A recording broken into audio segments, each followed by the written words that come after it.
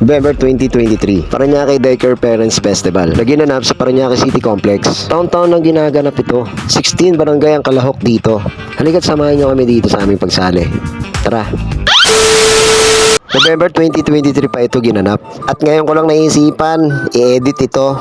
Ngayon lang kasi tayo nagka-oras para ma-edit ito. Ang mga oras na ito, nag-aantay nga pala kami ng service. And after 45 minutes, dumating na rin ang service. At nagkakagulo na nga kami dito sa service kung paano namin ayusin ang pagupo. Alam mo naman, yung mga nanay natin, di pare-pareho ang size. May payat, may mataba. Dito nga pala kami ni Irene sa harap, nakaupo. At ayan nga pala si Nobby, nantay namin kasama yung anak niya kasi kumain pa sila. Nagutom ata kaya kumain sila. Hindi man lang nagaya. Madalas ganito talaga eksena namin mga nanay pag mga sasali kami ng mga dance contest. Hindi lang sa pagsali ng contest, pati na rin sa practice. Maraming beses ko na rin sila na ipanalo mula 2010 hanggang sa taong 2023. Sa mga oras na ito, nandito na nga pala kami sa Better Living. Eto nga pala si Irene, hindi mapakali sa kanyang kinaupuan. Inayos niya kasi yung costume niya. At habang sa likod, meron ding nagbibihis at nag-aayos ng costume. Ayan si Daisy, oh. Yung costume nila dyan, skin tone. Ang konsepto kasi ng kanilang sayaw ay banga sa Lidsid Dance. At nandito na nga kami sa munisipyo.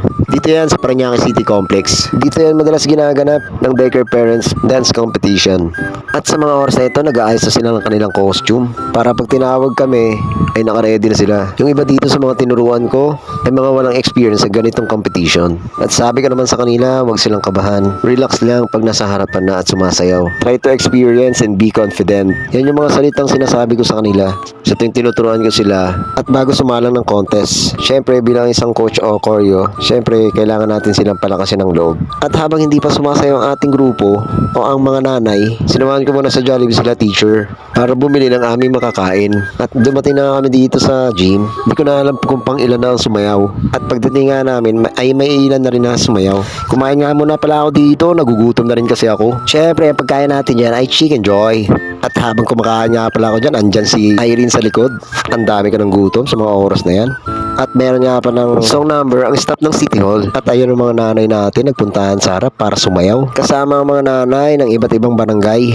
Papahuli ba naman ang mga nanay natin dyan? Syempre hindi. Sa mga oras na ito, nagsimula ng competition. Di ko na alam kung anong barangay sumayaw na ito. Sa tagal ba naman ng video na ito bago ko i-edit. At ito pang isang barangay na hindi ko na rin alam kung anong barangay ito. Sa mga oras na ito, dumating na nga pala dito si Mayor Eric Olivares. Nagsalita nga muna dito si Mayor Eric bago sila sumayaw. At yung isang nanay natin, ayan, lumapit sa kanya.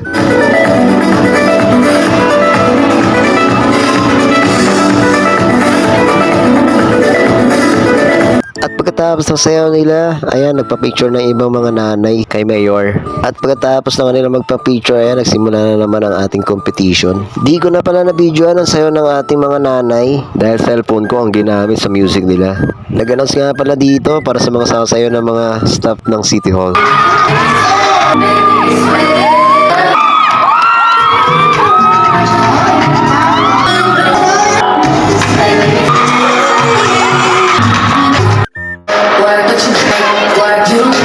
At pagkatapos sa sayo ng staff, ay in-announce na dito yung mga mananalo. Kinakabahan na kami dito sa mga oras na yan. Sa daming barangay na magagaling na sumali sa patimpalak na ito, biruin mo nakuha pa namin ang 3rd place. Pwede na!